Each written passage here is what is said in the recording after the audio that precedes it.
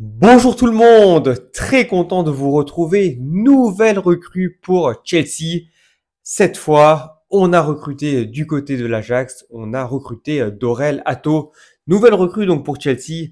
Après, évidemment, Delap, Gittens, Joao Pedro, Estevao, Escudo, Paez et Sarr. On débourse 40 millions d'euros pour l'international néerlandais Jarol Atto.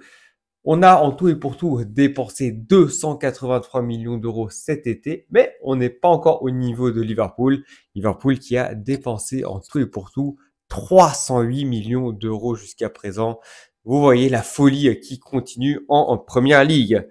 Dans cette vidéo, on va parler de ce joueur, on va évoquer ses forces et ses faiblesses et je vais vous donner mon avis.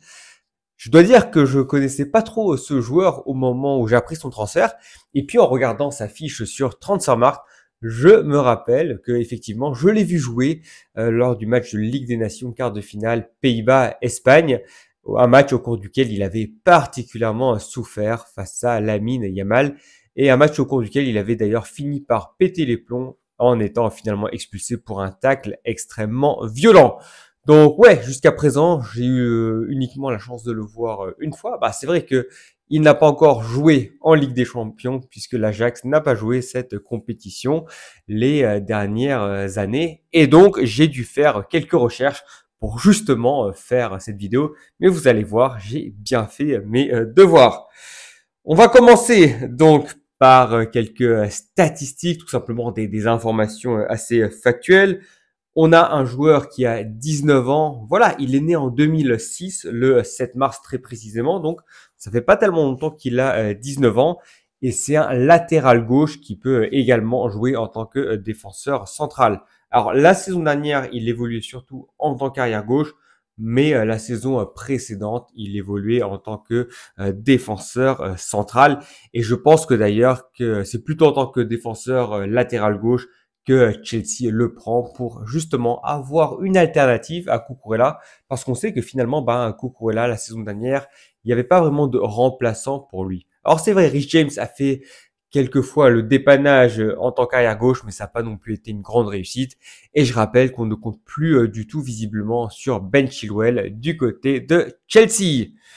Bref, recruter un latéral gauche, c'était absolument nécessaire. Donc voilà, on a un joueur qui est international néerlandais.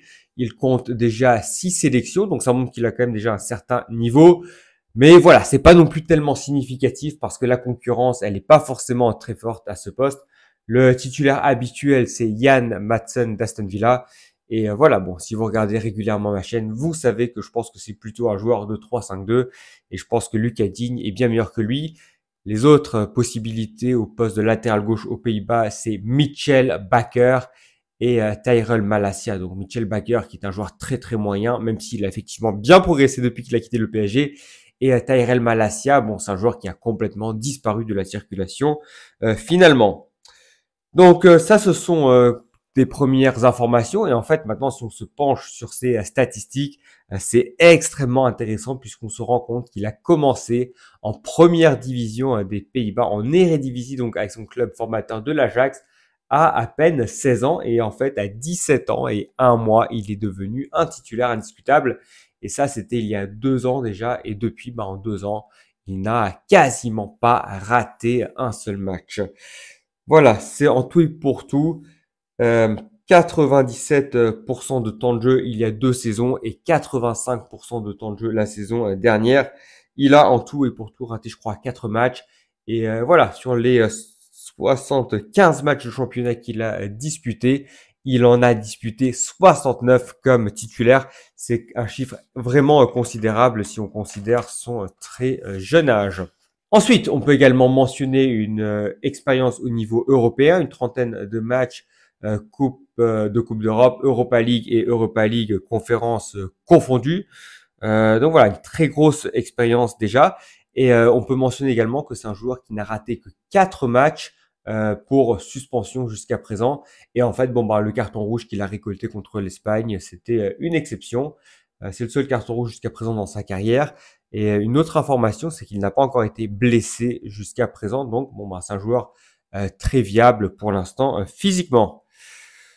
Ensuite, on continue avec les statistiques. Alors, ce qui est intéressant, c'est que si on regarde sa génération et les joueurs plus jeunes que lui, il y a actuellement seulement 12 joueurs qui sont mieux valorisés sur 35 marques, parmi lesquels deux défenseurs, celui d'Arsenal, Miles Lewis Skelly évidemment, et puis le défenseur de Barcelone, Pau Cubarsí. Donc, on est quand même en proie avec un véritable crack avec Jarol Hato. En tout cas, bon bah je lisais les commentaires, hein. Ils étaient quand même assez dithyrambiques envers ce joueur.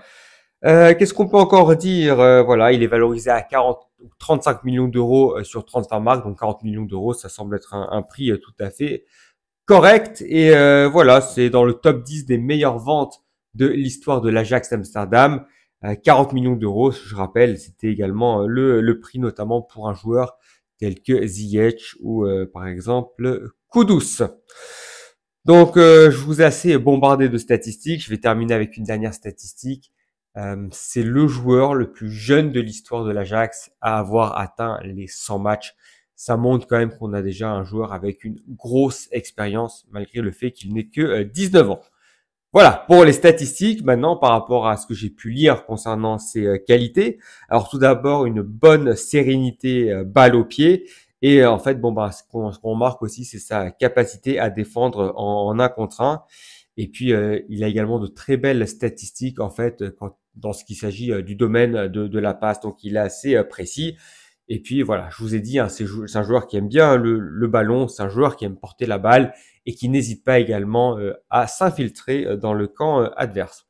Alors évidemment, hein, il a encore plein de choses à améliorer, surtout d'un point de vue physique, et il doit encore s'améliorer dans les duels, notamment dans le trafic aérien. Mais par contre, on peut noter qu'il a une très belle technique déjà, et ce qu'on retient également de ce joueur, c'est un très bon positionnement. Donc voilà, par rapport aux informations que j'ai pu lire sur Internet, effectivement, hein, comme dit, hein, c'est un joueur que je connais pas vraiment parce que je regarde pas trop la première division néerlandaise, mais effectivement, on aura l'occasion de le voir très bientôt lors des matchs amicaux de Chelsea. Je crois qu'il y en aura deux, notamment avant le début de la saison. Et il y en a un, je crois, contre le Bayer Leverkusen, si je dis pas de bêtises. Donc voilà en fait cette équipe de Chelsea qui continue donc de se renforcer avec des joueurs extrêmement jeunes. Je rappelle que parmi tous les recrues évoqués, le joueur le plus âgé c'est Joao Pedro qui n'a que 23 ans et en fait 23 ans c'est la moyenne d'âge justement de l'effectif de Chelsea, ce qui en fait de loin l'effectif le plus jeune de toute cette première ligue. Donc en fait on continue en fait la politique qu'on avait débutée maintenant il y a quelques saisons lorsqu'on avait commencé à se séparer des cadres tels que le gardien Mendy ou encore N'Golo Kanté. On rajeunit considérablement l'effectif et en fait on veut vraiment bâtir une très grosse équipe pour l'avenir. Et en fait on se rend compte que finalement l'avenir à Chelsea c'est déjà cette saison parce qu'après la belle saison, la saison dernière, on peut encore viser un peu plus haut. Et la victoire au championnat du monde des clubs montre que cette équipe peut battre n'importe qui. Voilà donc pour cette fin de vidéo. Je vous remercie de m'avoir écouté jusqu'au bout. Et puis on se retrouve très bientôt pour parler de plus de foot. Ciao, ciao!